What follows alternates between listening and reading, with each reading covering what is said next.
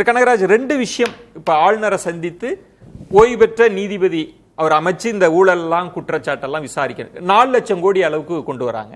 அமித்ஷா அவர்கள் இந்தியாவிலேயே திமுக ஆட்சி தான் ஊழல் மிகுந்தது அப்படின்னு ஊழல் அஸ்திரத்தை அதிமுக பாஜக கையில் எடுத்திருக்கிறாங்க. பாஜக அவர் அமித்ஷா பேசுறதெல்லாம் சீரியஸாக எடுக்காதீங்க. உலகத்திலேயே மிக மோசமான ஊழல் மலிந்த கட்சி பாஜக.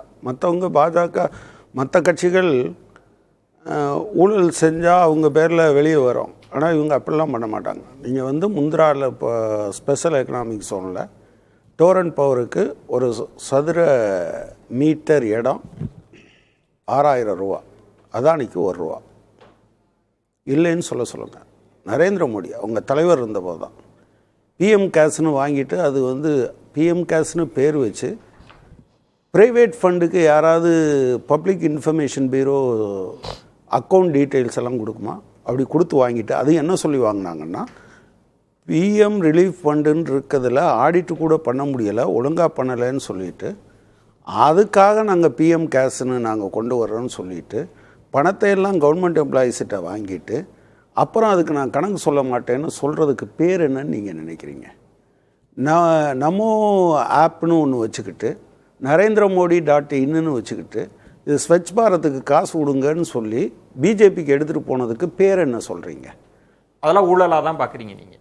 அதுக்கு பேர் என்னன்னு நான் கேட்குறேன். நான் வேறு ஒன்றும் கேட்கல. அதை விட பெரிய ஊழல்லாம் இருக்குது. இவங்க ஆட்சிக்கு வர்ற போது இவங்க பேரில் ஒரு கேஸ் இருந்தது டெல்லி உயர்நீதிமன்றத்தில். அரசியல் கட்சிகள் வெளிநாட்டிலேருந்து பணம் வாங்கக்கூடாதுன்னு. உடனே நரேந்திர மோடி வந்தார், ஒரு சட்டத்தை கொண்டு வந்தார். என்ன சொன்னார்னா, 1974 வெளிநாட்டிலேருந்து பணம் வாங்கியிருந்தா அது குற்றமாகாது அப்படின்னு. அதாவது ஒரு குற்றத்தை குற்றமாகாதுன்னு முன்தேட்டி சொல்கிறது. அதனால் உலகத்திலேயே விண்ணை தொடுகிற அளவுக்கு ஊழல் செய்வதும், அந்த ஊழலை யாரும் கேள்வி கேட்டான்னா அவனை காலி பண்ணுறதும், அப்படி ஏதாவது கோர்ட்டுக்கு வந்ததுன்னா நீதிபதிகளை டீல் பண்ணுற முறையும் நம்ம தெரிஞ்சது தானே. அப்புறம் அமித்ஷா தமிழ்நாட்டுக்கு வந்தால் ஒரு நேரத்துக்கு ஒன்று பேசுவார். 2016 இதில் சிவசங்கரி மேடம் தான் சொல்லணும். ஏப்ரல் மாதம் 13ஆம் தேதி பொங்கலுக்கு நாள் திருச்சியில் பேசினார். என்ன பேசினார்? Corruption has reached it's pinnacle under AIADMK rule. சிகரத்தை அடைந்து விட்டது. எனவே அவர் நேரத்துக்கு தகுந்த மாதிரி பேசுவார். அவரை போய் நீங்கள் பெருசாக ஏதோ அவர் வேத புத்தகத்தில் எழுதுனது மாதிரி அமித்ஷா சொல்லிட்டாரு அப்படிலாம் சொல்லாதீங்க. இல்லை, அந்த குற்றச்சாட்டுல முகாந்திரமே இல்லைன்னு சொல்லிட போறீங்களா? இப்போ இல்லவே இப்போ 2 பேர் சொல்கிறாங்களா இல்லை ஊழல் சொல்லுங்க. பிரைம் மினிஸ்டர் சொன்னார் அஜித் பவார் மேலே 4000 கோடி ஊழல்னு. என்ன செஞ்சாங்க? குறைஞ்சபட்ச நேர்மை இருக்கா அப்படின்னா அவரை உங்கள் கூட்டணியில் சேர்ந்த உடனே நீங்கள் 1000 கோடியை ரிலீஸ் பண்ணி விட்டுருவீங்க. அவரை துணை முதலமைச்சர் ஆக்குறாங்க. இவங்க யார் பேர்ல எல்லாம் குற்றச்சாட்டு சொல்கிறாங்களோ அவங்க பக்கம் போனால் அவங்களுக்கு பதவி கிடைச்சிரும். அது யார்? அஸ்ஸாம் முதலமைச்சர் உட்பட. அங்கே முதலமைச்சர், இங்கே துணை முதலமைச்சர், எங்கே பார்த்தீங்கன்னாலும் அதுதான். எனவே பாஜகவுக்கு ஊழலை பற்றி பேசுவதற்கு எந்த விதமான அருகதையும் இல்லை. அவங்க வச்சிருக்கிறதுக்கு நீங்க இது இல்லைங்க, இந்த ஊழலே நடக்கல. இல்லை, முதல்ல சொல்ற ஆளு யாருங்கிறது ஒன்று, அதை நான் சொல்லி முடிச்சிட்டேன். அடுத்து இப்போ மேடம் சிவசங்கரி என்கிட்ட சொல்லுவாங்க 2 விஷயம் அவர் சொல்றார். 4 லட்சம் கோடி இந்த காலத்தில் கடன் அதிகமாயிருக்கு, அது ஒரு குற்றச்சாட்டு. அவங்க இருக்கும்போது எவ்வளவுன்னு சொன்னாரா சொல்லையா? அவங்க இருக்கும்போது அவங்க போகும்போது கடன் இருந்ததா இல்லையா? அது சரி, அது எவ்வளவு கடன் இருந்தது? 2006 2007 57,000 கோடி. 2020-21 அதாவது அந்த அவங்க போகிற போது 4,85,502 கோடி.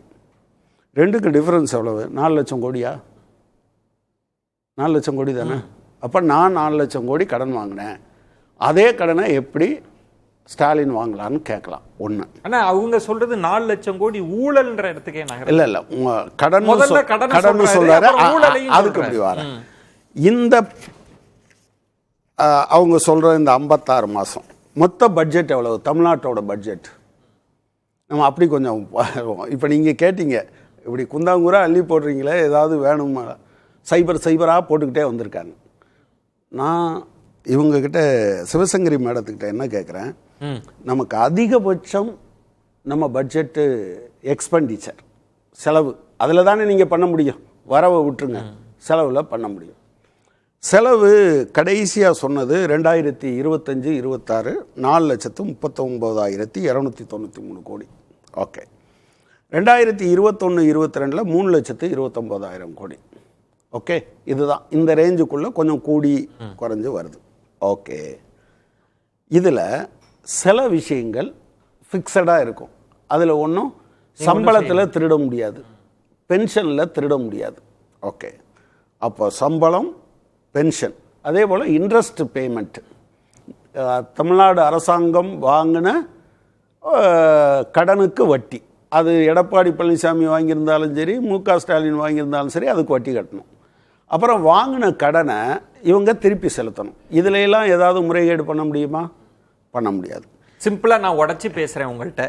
பர்சன்டேஜ் அமித்ஷாவே சொல்ற 20% ஒவ்வொரு விஷயத்துக்கும் வாங்கலாம். ஒரு பொருளோட அடக்க விலை 2 ரூபா அப்படின்னா நீங்க முன்பு சொன்ன மாதிரி கம்மியான விலைக்கும் வாங்கி அரசுக்கு இழப்பை ஏற்படுத்தலாம், அதிகமான விலைக்கு வாங்கியும் இழப்பை ஏற்படுத்தலாம். இப்படிதான் பொதுவா ஊழல் நடக்கும். கரெக்ட், அதுதான் நான் வரேன். அப்போ ஊழல் செய்ய முடியாத தொகை எவ்வளவுன்னு ஒன்று இருக்கும்ல, அந்த தொகை எவ்வளவு, அதுல இந்த 4 லட்சம் கோடி என்ன பர்சன்டேஜ்னு மேடம் சொல்லட்டும். 4 லட்சம் எப்படி அவர் என்ன சொல்றாருன்னா 19 ரூபா ஒரு நம்பரை போட்டு விட்டுறலாம்னு போட்டு விட்டுறலாம். அப்படிலாம் கிடையாது சார். அவர் கேக்குறாரு டீடைலா சொல்லுங்க. மதுரை மாநகராட்சி எடுத்துங்க, அவங்களே தான் குழு போட்டு 23 பேர் சொந்த கட்சிக்காரங்களை கைது பண்ணது யாரு? 200 கோடிக்கு நடந்திருக்கு வரி ஏய்ப்பு. இது யாரு ஆட்சியில் நடக்குது? இருங்க சார், மேயரை வந்து ரிசைன் பண்ண வச்சிருக்காங்க. இப்படி நீங்க ஒவ்வொரு துறையில இப்ப நகராட்சி குடிநீர் வழங்கல்ல கூட 60,000 கோடின்னா அதற்கான எப்படி போட்டு கூட்டி கழிச்சு பார்த்தாலும் 4 லட்சம் கோடின்றது சரியான நம்பரான்னு கேக்குறாரு. ஒவ்வொரு துறை சார், ஒவ்வொரு துறையில சொல்றோம் நாங்க, ஒவ்வொரு துறை. அதாவது இப்ப பாருங்க, அந்த துறையிலே முக்கியமான 3 அவர் அதனால ஓவரால் சார், அதுதான் சார் 3 துறையில தான் 60,000 கோடி உள்ளாட்சியில இருக்கிறதுக்கு நிறைய வாய்ப்புகள் இருக்கு. இப்ப நீங்க ஊழல்னா என்ன வாய்ப்பு இருக்குன்றாங்க. இல்ல, ஊழல்னா அதிகபட்சம் அந்த பணத்தை அப்படியே எடுத்துட்டு போறது, அவங்க கைக்கு, அரசியல்வாதி கைக்கு போறது. நீங்க 60,000 கோடி ஒதுக்கீடா இருக்கலாம், அது அப்படியே தூக்கிட்டு போயிட்டாங்க.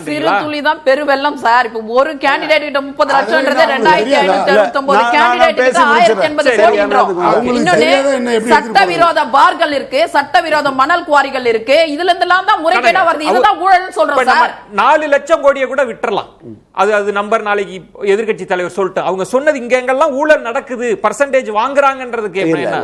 அதுல நான் நீங்க காங்கிரீட்டாக சொல்லுங்க.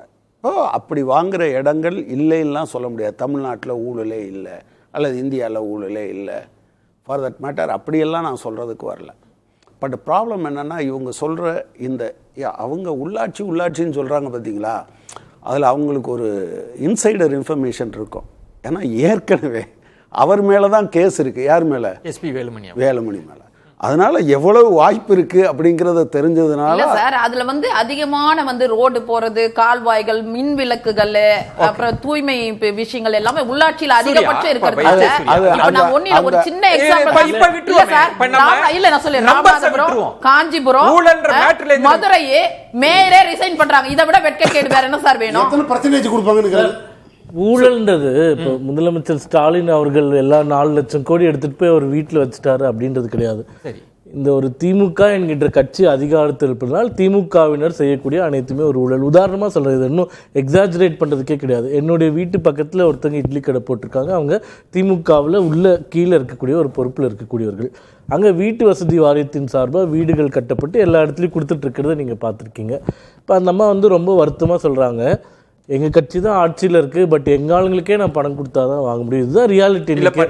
இல்லை ஒரு தொகையை சொல்கிறாங்க. இல்லை, நீங்கள் சொல்றது பேரும் சொல்லலை, அமௌண்ட்டையும் சொல்லலை. நீங்கள் சொல்கிறது தான்.